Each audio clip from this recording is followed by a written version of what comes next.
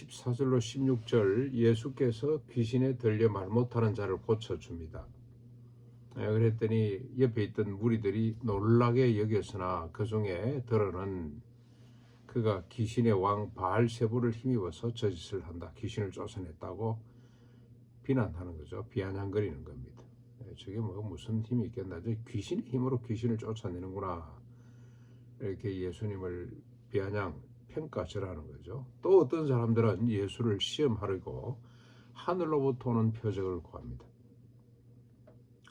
왜 하늘로부터 오는 표적을 구하겠습니까? 그런 시시한 거 말고 네가 예수라며, 네가 메시아라며, 네가 하나님의 아들이라며, 그러면 좀 멋있는 표적을 행해보거라. 그렇게 주님을 시험하는 거죠. 그 권세를 가지고 왜 시시하게 그런 일만 하냐 말이지. 오늘 예수님은 어떤 분입니까? 귀신 들려 말 못하는 자를 불쌍히 여겨서 그를 고쳐주시는 분이죠. 이게 하나님의 나라입니다. 뒤에 나옵니다마는 하나님의 나라. 그들이 하나님께로부터는 표적을 구합니다마는 이게 중요한 표적이죠. 고통당하는 인간을 그 고통에서부터 벗어나게 하시는 분이 예수님이십니다. 그런데 사람들은 세 종류로 나눌 수가 있습니다. 첫째는 귀신이 나왔다는 것 때문에 놀랍게 여기는 사람들. 우와, 그거 대단한데 하고 그냥 놀라는 거죠. 놀라는 것으로 끝나는 사람. 두 번째는 바알세불을 힘입어 쫓아낸다고 하는 사람, 시기 질투하는 사람이겠죠. 세 번째는 예수를 시험하여 하늘로부터 오는 표적을 구하는 사람.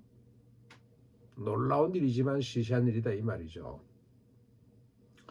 만약에 예수님께서 이런 능력으로 성공하고 출세하는 표적을 행했더라면 아마 이 무리들이 이 세 부류의 사람들이 앞장서서 주님을 환영하고 경배하고 아마 따랐을 겁니다. 인산인해를 이루면서 따라다녔을 거예요. 그런데 주님이 기껏 하시는 일이 귀신 들려 말 못하는 사람을 고쳐주는 수준이 용납할 수가 없는 겁니다. 시시한 일입니다. 아주 그냥 뭐 기적 표적을 행하는 거 보니까 대단한 것 같은데 그건 귀신 들려서 아마 저러는 것 같다라고 생각을 하고 맙니다. 그랬더니 17절로 20절까지 예수께서 그들의 생각을 아시고 이렇게 말씀합니다. 스스로 분쟁하는 나라가 또는 집마다 무너져 항폐하게 된다. 스스로 분쟁을 해가지고 어떻게 나라가 서겠냐. 너희 말대로 내가 바알세불을 힘입어 귀신을 쫓아냈다면 그 나라가 귀신의 나라가 어떻게 서겠느냐. 그러면 너희 아들들은 귀신을 쫓아내고 있는데 그들은 누구 힘으로 쫓아내냐. 너희 아들들이 너희 재판관이 될 것이다. 그렇게 말하는 너희들을 심판하게 될 것이다. 그러나 내가 하나님의 힘을 입어서 귀신을 쫓아낸다면 하나님의 나라가 이미 너희들 가운데 임하였다는 사실을 알거라. 하나님의 나라가 이런 모습으로 나타난다는 거죠. 하나님의 나라는 어떤 나라입니까? 정의의 나라, 힘없는 사람을 높이고 힘 있는 사람을 낮추어서 평균케 하는 나라. 우리가 그걸 세상적인 어떤 표현으로 이렇게 할 수 있습니다만은 모든 인간이 존엄성을 갖고 높고 낮음이 없이 평등하게 존엄하게 안전하게 행복하게 살아서 생육하고 원성해서 땅에 충만해지는 하나님의 뜻이죠. 이 하나님의 뜻이 펼쳐지는 곳이 곧 하나님의 나라입니다.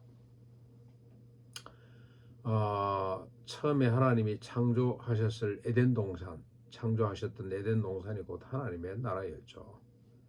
아담 하와가 범죄하기 이전까지 하나님의 말씀을 거역하고 하나님을 등지기 전까지 모습이 하나님의 나라 모습입니다. 새하늘과 새 땅이 아마 이렇게 재현될 거라고 나는 믿습니다. 하나님의 나라가 뭐냐? 귀신 들린 자가 귀신으로부터 자유케 되는 나라.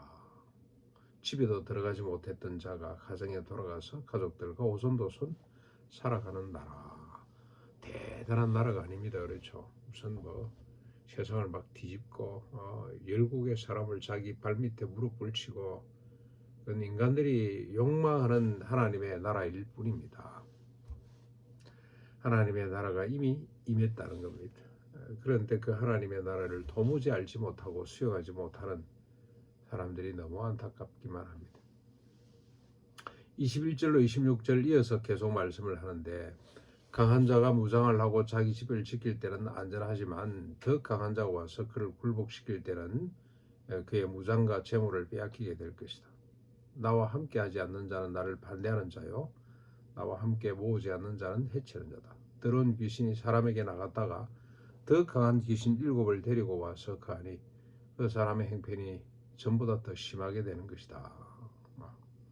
귀신이 귀신을 쫓아낸다면 이런 엉망진창의 세상이 될 것이며 이 하나님의 나라를 이해하지 못하고 세우지 못하는 자는 해치는 자다. 이 하나님의 나라가 내로 말미암아 시작됐는데 이해하지 못하는 자는 나를 방해하는 자, 나를 반대하는 자다고 주님 말씀합니다. 이런 하나님의 나라를 수용하지 못하면 감당할 수 없는 더 큰 일, 더 큰 귀신을 만나게 될 것이다. 귀신이 설치는 세상이 될 수밖에 더 있겠습니까? 주님이 시작하신 이 하나님의 나라를 너희들도 떠받들어라, 너희들도 수용해라고 주님이 다시 한번 더 말씀을 합니다. 하나님의 나라는 좀 전에 말씀드린 것처럼 크고 화려한 나라가 아닙니다. 조금만 우리가 이 관점이 바뀌면, 그죠? 조금만 바뀌게 되면 더불어 함께 생육하고 원성해서 땅에 충만해지는 것이라고 하는 관점으로 조금만 바뀌게 되면 세상은 너무 쉽게 풀어져 나갈 수가 있는데 이 관점, 이 하나님의 나라를 이해하지 못하면 귀신의 귀신을 다하는 나라가 될 수밖에 없다는 거죠. 오늘도 우리가 하나님의 나라를 함께 받들고 함께 모으고 함께 세워가는 하루가 될 수 있기를 바랍니다.